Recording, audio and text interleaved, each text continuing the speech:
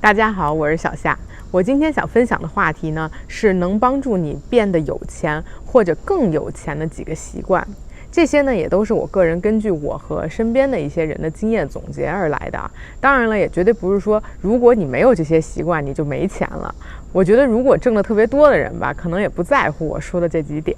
但是呢，对于像我和老麦这种就是很普通的中产两个打工人，这几点呢还是很适用的。第一就是没有什么 expensive hobby， 就是比较烧钱的爱好吧。这个不知道大家第一反应能想到的例子都有什么啊？我觉得比较常见的其实是抽烟和喝酒，尤其呢是在外面的餐厅或者酒吧喝酒。我最早工作的一家公司吧，比较小型，但是呢，同事每周四都会自发的组织这个 happy hour。我虽然没有什么兴趣，但就是觉得老不参加吧也不好。我估计刚开始工作的中国同学吧，都会有这种感觉，就是呢，你还是想要努力 social 一点，别那么不喜欢和美国同事一起闲聊。后来呢，我就去过几次，但其实每次都觉得就是$5一杯的啤酒真是挺贵的，而且这还是 happy hour 的特价，也就是最便宜的选择。要是有些人呢喜欢喝某种固定的啤酒，或者呢如果喝个葡萄酒，一杯都要快10块钱。然后一般大家就是也不可能说聊10分钟就走了，对吧？至少会坐个1个小时。所以如果你随便喝2杯，再加上小费和税，20刀是再正常不过的了。反正我那时候去一次都挺心疼的，即使是后来都在大公司工作了，公司付钱让大家一起去这个 happy hour， 然后一起聊天，但是我看着酒水单上一杯鸡尾酒就得20刀，我觉得还不如把这钱给我，我可以喝水。所以说呢，喝酒这个习惯，我觉得就是很烧钱。无论是下班了，喜欢和这个同事朋友喝一杯，或者是呢在餐厅吃晚饭之前，先在吧台来一杯。外面喝酒吧，普遍都挺贵的。我有一个朋友呢，就是自从疫情以后嘛，因为就不能在外面吃饭喝酒了，想喝呢也只能买回家里自己喝。结果1年下来呢，发现自己多攒了好多钱，然后就和我们说起来的时候呢，说挺开心的。以前从来都没意识到过，每天一杯的，居然能在外面喝掉那么多钱。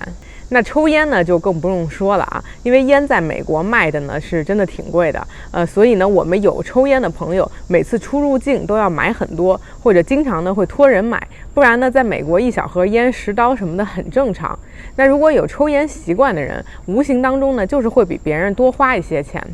再或者呢，就是对于女生来说，不收集名牌包吧，或者说不是特别爱买名牌吧，也能少费点钱。那如果说买的都是经典款，或者说你不喜欢背了就挂在网上卖掉，还能稍微好一点。但如果呢就是喜欢跟着流行种草啊，买啊，那我反正是觉得这钱吧就如流水一样就花出去了。我举的呢都是一些比较常见的例子啊，可能有的人就会说啊，那我喝酒了我开心啊。对，这话没毛病。如果省这10块20块的对你来说啊，不如买个开心更重要，那当然可以。但如果像我这样，你让我下班非去喝一杯酒，花个10块钱，那我呢肯定是更愿意直接回家的。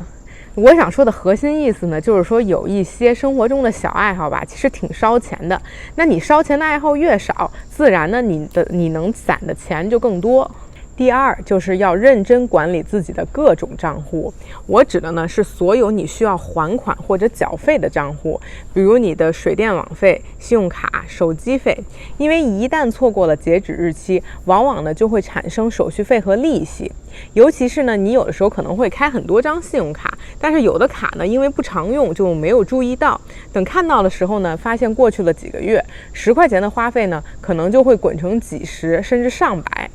这个呢在老麦身上就经常发生啊，所以其实这一点呢我觉得真的很重要。在美国呢，因为就算你给客服打电话想要追回这些罚款，一般1次2次还好，那多了呢人家也不允许，或者是呢是你上个月刚发生的事情，下个月打电话还有用。有的时候如果你真的隔了就是2、3个月才发现，那多少也要付一些利息了。要知道银行毕竟就是指着这些费用挣钱的，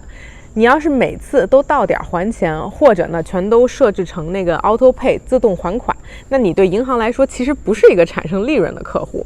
而且呢，我说的管理吧，还包括你至少2个月要仔细看一次账单，因为你也不知道什么时候哪家店可能就多收你钱了。尤其是那种出去旅游刚回来之后的1个月吧，因为有时候呢，酒店会在你的那个卡上放一个 holding， 就是那个预留款，那说不定哪一次呢，这个钱他就没有处理对，没有还给你。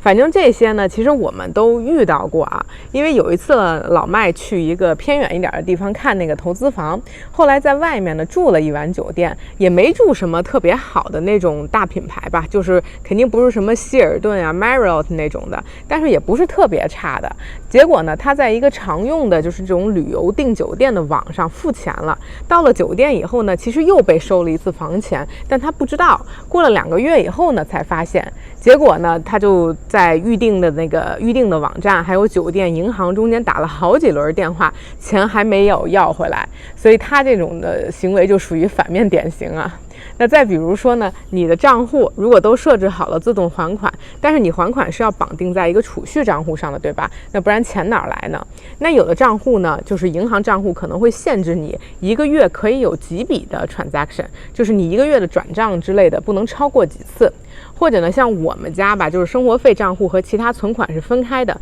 所以呢，就还要定时查一下这个生活费的账户里的钱够不够用，不然哪次如果他还款超过你的余额了，银行也要罚钱。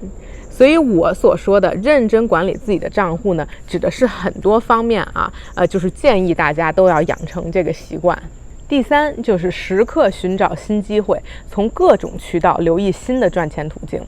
如果广泛来说啊，这个就像老麦之前的视频里讲过的一个话题，你能赚多少钱是由你的认知和眼见决定的。所以有的时候呢，有很多赚钱的方式可能并不是你不会，而是你根本就不知道。那我相信关注我们频道的朋友呢，肯定都是对这种多种赚钱途径感兴趣的啊。那我们的个人经验呢，很多时候也来自于和身边不同的朋友啊，